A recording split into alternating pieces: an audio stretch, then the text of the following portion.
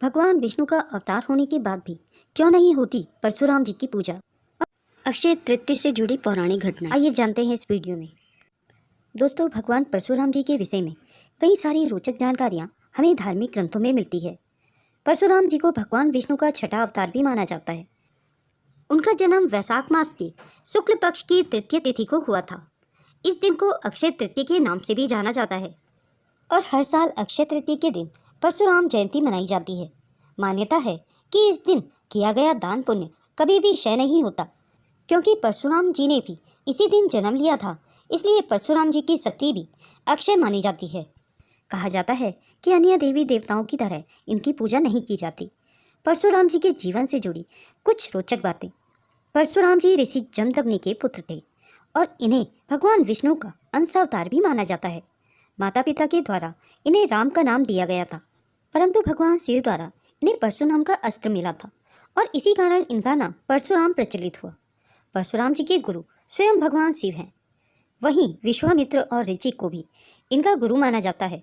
भीष्म, द्रोणाचार्य और कर्ण परशुराम जी के शिष्य थे। परशुराम जी ने भगवान राम को सारंग नाम का धनुष दिया था और भगवान कृष्ण को सुदर्शन चक्र।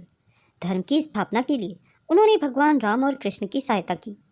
पिता के आदेश से एक बार परशुराम जी ने अपनी माता का वध कर दिया था।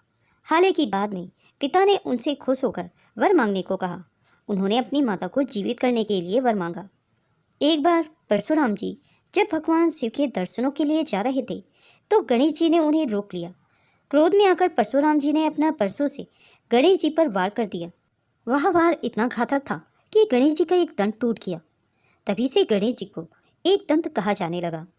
परशुराम जी ने अभिमानी क्षत्रिय वंशियों का पृथ्वी पर से 21 बार विनाश किया था, जबकि आम धारणा यह है कि परशुराम जी ने समस्त क्षत्रियों का नाश किया था। परंतु ये बात गलत है कि परशुराम जी की शत्रुता केवल क्षत्रिय वंशियों से ही थी। विष्णु अवतार होने के बाद भी आखिर क्यों नहीं होती है परशुराम जी की पूजा। परशुराम जी को सप्त चिरंजीवियों में से एक माना जाता है, जबकि भगवान विष्णु के अन्य अवतार पृथ्वी से जा चुके हैं। इसलिए भगवान परशुराम जी को पूजा नहीं जाता, बल्कि उनका आवाहन किया जाता है। इसके साथ ही परशुराम जी भगवान विष्णु के उग्र अवतार माने जाते हैं। इसीलिए पूजा करने से अत्यधिक ऊर्जा आपको प्राप्त होती है।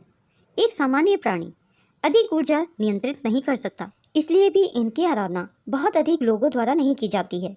हालांकि योग ध्यान से सिद्ध व्यक्ति आज भी परशुराम जी का आवाहन करते हैं। परशुराम जी की स्तुति और आवाहन करने से व्यक्ति के पराक्रम और साहस में वृद्धि होती है और पारलौकिक ज्ञान भक्त को प्राप्त होता है।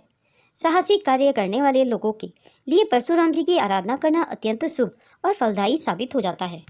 अक्षय तृतीया से जुड़ी कुछ पौराणिक घटनाएं।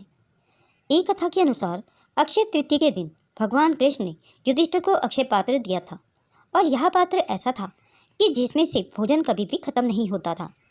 दूसरी पौराणिक मान्यता के अनुसार सुदामा ने अक्षय तृतीया के दिन ही अपने मित्र कृष्ण भगवान से मिलने के लिए द्वारिका की यात्रा की थी। तीसरी कथा के अनुसार भगीरथ ने गंगा को धरती पर लाने के लिए तपस्या की और इसी दिन माता गंगा का धरती पर अवतरण हुआ था। एक अन्य पौराणिक कथा के अनुसार प्राचीन काल में कुबेर को खजाना मिला था। इस दिन भगवान नर नारायण और हैग्रीव का अवतार भी हुआ था। दोस्तों, एक अन्य मान्यता के अनुसार उस दिन भी अक्षय तृतीया ही था जब पांडवों ने कौरवों के साथ जुए में द्रौपदी को ही दांव पर लगा दिया था। दुशासन ने द्रौपदी का चीरहरण किया था। अक्षय तृतीया के दिन ही द्रौपदी की लाज बचाने के लिए भगवान कृष्ण ने द्रौपदी को अक्षय चीर प्रदान किया था। अक्षय तृतीया के दिन ही महाभारत का युद्ध भी समाप्त हुआ था। अक्षय तृतीया के दिन से ही बद्रीनाथ के कपाट भी खुलते हैं और जगन्नाथ भगवान के सभी रथों को बनवाना आज ही से प्रारंभ किया जाता है। दोस्तों, ऐसी मान्यता है कि अक्षय तृतीया को युगादि तिथि भी कहा जाता है, जिसका अर्थ होता है युग का आरंभ। पौराणिक मान्यताओं के अनुसार इसी दिन सतयुग और त्रेता युग का प्रारंभ हुआ था और द्वापर युग का समापन भी इसी दिन ही हुआ था और इस दिन को शुभ कार्यों के लिए बहुत ही महत्वपूर्ण और शुभ माना जाता है। अक्षय तृतीया की इन कथाओं के अनुसार यह एक विशेष दिन है जिसमें भगवान विष्णु और उनके अवतारों का महत्व है।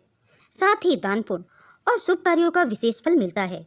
दोस्तों, अगर यह वीडियो आपको पसंद आई हो तो इसे लाइक और शेयर जरूर करें। अगर आप मेरे चैनल में नए हैं और ऐसे ही रोचक प्रसंग और कथाएं सुनना पसंद करते हैं तो मेरे चैनल को सब्सक्राइब करें। वीडियो को अंत तक देखने के लिए आप सभी का बहुत बहुत धन्यवाद।